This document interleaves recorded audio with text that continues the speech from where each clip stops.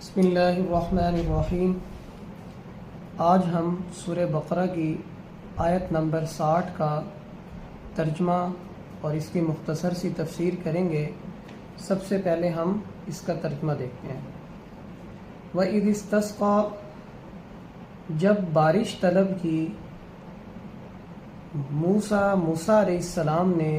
لِقَوْمِهِ اپنی قوم کے لیے، فَقُلْنَا پس ہم نے کہا، اضرب ماریے بعصاک الحجر، بعصاک اپنے عصا کو پتھر پر، فانفجرت پس پھوٹ پڑے اس پتھر سے، منہ اس پتھر سے، 12 عینا 12 چشمے، قد علم تحقیق معلوم کر لیا، کل اناس تمام لوگوں نے، مشربہم اپنے پینے کی جگہ کو، کلو ہم نے کہا کھاؤ، اللہ رب العزت فرما رہے ہیں کھاؤ، وشربو پیو، من رزق اللہ اللہ کے رزق میں سے، ولا تعثوا فی الارض مفسدین اور نہ چلو زمین میں فساد مچانے والے۔ اب ہم اس کی مختصر سی تفسیر کرتے ہیں۔ دیکھیں پچھلے سبق میں آیا کہ اللہ رب العزت نے بنی اسرائیل پر ایک اپنا بہت بڑا انعام کیا کہ انہیں جنت کا کھانا بھجوایا، یعنی من اور سلوہ۔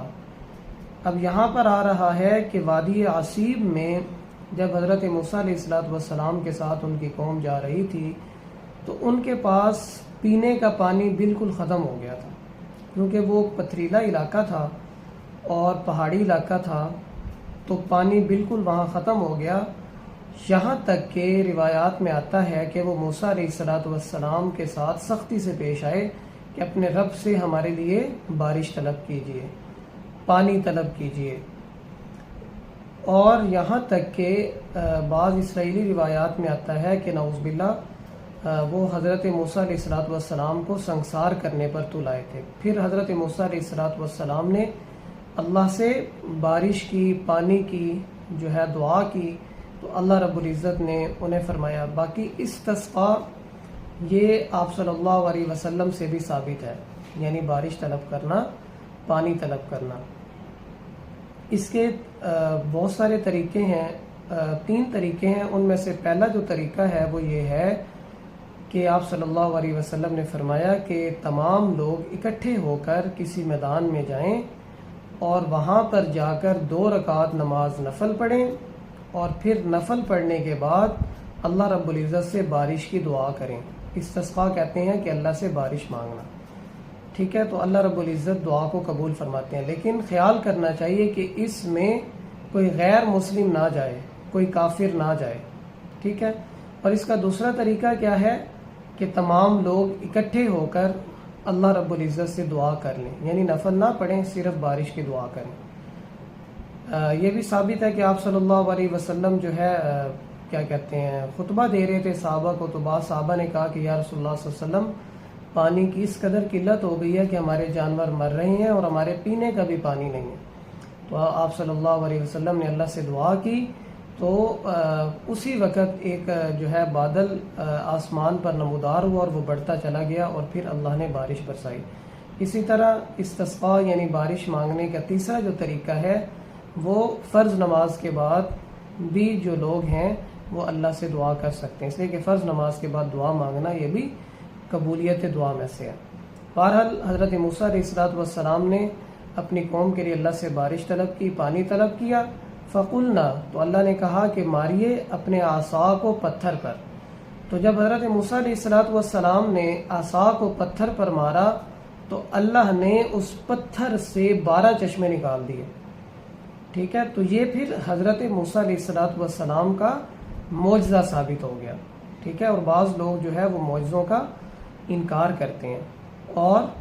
بعض لوگ اس قدر آگے بڑھ جاتے ہیں کہ وہ کہتے ہیں کہ یہ جو معجزات ہیں انبیاء کے، اس میں ان کا اپنا کمال ہے، اور پھر ان کو معبود بنا دیتے ہیں۔ جیسے عیسائیوں نے حضرت عیسیٰ علیہ السلام کے معجزات کی وجہ سے انہیں جو ہے خدا مان لیا کہ حضرت عیسیٰ علیہ السلام کے جو معجزات تھے وہ کیا تھے کہ مادرزاد اندھے کو جو ہے وہ بینا کر دیتے تھے، اور اسی طرح مردہ کو زندہ کر دیتے تھے تو انہوں نے کہا کہ یہ خدا ہیں، اور بعض جو ہے وہ بالکل ہی معجزات کا انکار کرتے ہیں۔ بہرحال معجزہ جو ہے یہ برحق ہے اور یہ نبی کے ہاتھ پر ہوتا ہے، لیکن یہ اللہ رب العزت کی طرف سے عطا ہوتی ہے، اور یعنی نبی کا اپنا کمال نہیں ہوتا، یہ اللہ کی طرف سے عطا کرتا ہوتا ہے۔ اور آپ یعنی یہاں پر آیا کہ پھر حضرت موسیٰ علیہ السلام کا معجزہ ثابت ہوا اور اس پتھر سے 12 چشمے نکل آئے، کیونکہ ان کے 12 قبیلے تھے، اور اس سے ملتا جلتا جو معجزہ ہے وہ آپ صلی اللہ علیہ وسلم سے بھی ثابت ہے۔ یعنی آپ صلی اللہ علیہ وسلم سفر پر جا رہے تھے تو راستے میں صحابہ نے بتایا کہ یا رسول اللہ صلی اللہ علیہ وسلم ہمارے پینے کا پانی جو ہے وہ ختم ہو گیا ہے، تو پھر آپ صلی اللہ علیہ وسلم نے کہا کہ کسی کے پاس تھوڑا سا پانی ہے، تو ایک صحابی نے کہا کہ میرے پاس ہے، تو پھر آپ نے کیا ہے وہ لوٹے میں ڈالا اور اس کے ذریعے سے جو ہے وہ وضو کیا، اور جو وضو کا بچا ہوا پانی تھا پیالے کے اندر اس میں آپ صلی اللہ علیہ وسلم نے اپنا ہاتھ مبارک رکھا، اور اس پیالے سے ہی اللہ نے جو ہے پانی کے چشمے نکال دیے، اور صحابہ کہتے ہیں کہ ہم نے بھی خوب پیا، جانوروں کو بھی پلایا اور اپنے برتن بھی بھر لیے۔ جب ہمیں پانی حاصل ہو گیا اپنی ضرورت کے مطابق تو پھر آپ صلی اللہ علیہ وسلم نے ہاتھ نکال لیا اور وہ چشمہ بند ہو گیا۔ تو اسی طرح کہتے ہیں کہ ابھی بھی جو ہے وہ پتھر، جو بڑا سا پتھر جس پر حضرت موسیٰ علیہ السلام نے عصا مارا تھا، وہ اس جگہ پر موجود ہے، اور اس میں سے 12 سوراخ بھی موجود ہیں کہ جہاں سے پانی نکل رہا تھا، لیکن وہ اس کے بعد پانی بند ہو گیا جب بنی اسرائیل کی ضرورت ختم ہو گئی۔ اللہ نے فرمایا کہ تمام لوگ جو ہیں وہ اپنے پینے کی جگہ کو معلوم کر لیں، کیونکہ 12 قبیلے تھے، اور پھر اللہ نے ان کے حساب سے جو ہے وہ چشمے نکالی، یعنی جو بڑا قبیلہ تھا اس کے لیے بڑا، اور جو درمیانہ تھا ان کے لیے درمیانہ، اور جو چھوٹا قبیلہ تھا ان کے لیے چھوٹے چشمے نکالے۔ پھر اللہ فرما رہے ہیں کھاؤ اور پیو۔ کھاؤ کا مطلب مانو سلوا کھاؤ، وشربو، اور یہ اللہ کی طرف سے آیا ہوا پانی، یعنی یہ بھی جنت کا پانی تھا، اس کو پیو۔ من رزق اللہ، یہ سب کیا ہے؟ اللہ کے رزق میں سے دیا ہوا ہے۔ ولا تعثوا، اور زمین میں فساد مچاتے ہوئے نہ چلو۔ فساد مچانے کا مطلب یہ ہے کہ اللہ کی نافرمانی نہ کرو، یعنی اللہ اور اس کے رسول کی فرما برداری کرو۔ زمین میں فساد مچانے کا سب سے بڑا ذریعہ یہ ہے کہ اللہ کے ساتھ شریک ٹھہرانا، ٹھیک ہے؟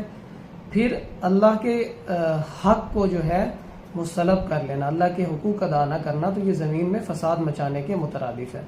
یہاں سے ہم بھی جو ہے عبرت حاصل کر سکتے ہیں، سبق حاصل کر سکتے ہیں کہ اس کا مطلب یہی ہے کہ اللہ نے جن کو رزق دیا ہے